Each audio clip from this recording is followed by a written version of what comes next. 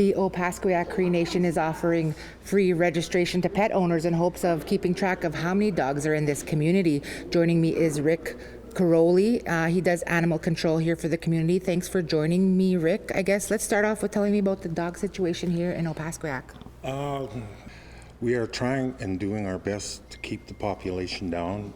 We definitely are working on getting a spading and neutering program going, which in time it's going to come. Opaskwayak had a dog problem for some time, and quite frankly, most First Nations do.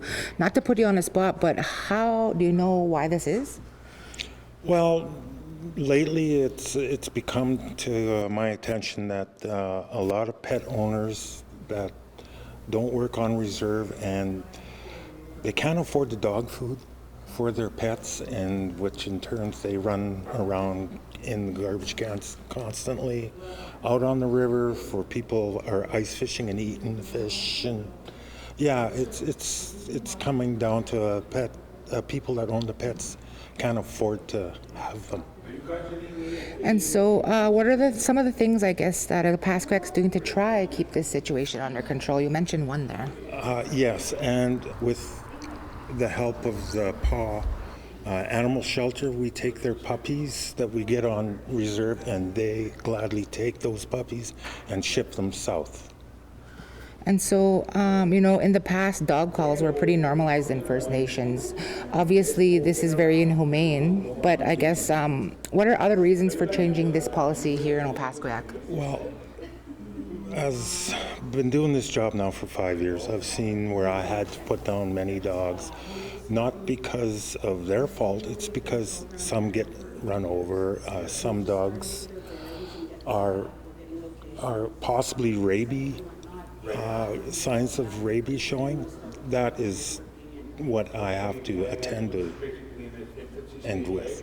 And sometimes the dogs, unfortunately, run in packs. Yes, that's usually when a female's in heat, we try to get her as soon as possible. Obviously, the concern is a dog biting you, but worst case scenario, even death. I guess, can you just help our audience understand the importance of having animal control and, following rules when it comes to being a pet owner?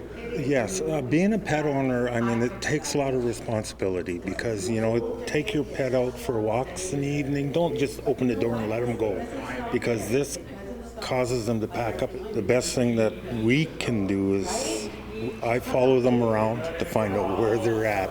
I find the owner that owns the female.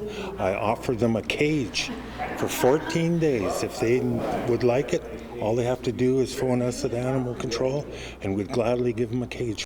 From my understanding, you're well known in your field, and many First Nations are looking to you for your expertise. Well, yes. I would love to, put on a seminar on what you need for it, like the cages, how they're made, where they can purchase them, and things like that. Last question here. What could you tell animal owners and First Nations to help with this matter?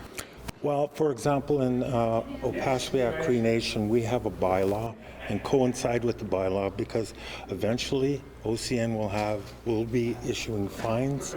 So we have to get it across that you just can't say you own a dog and let it out and let it roam free, because there's too many people get bit this way.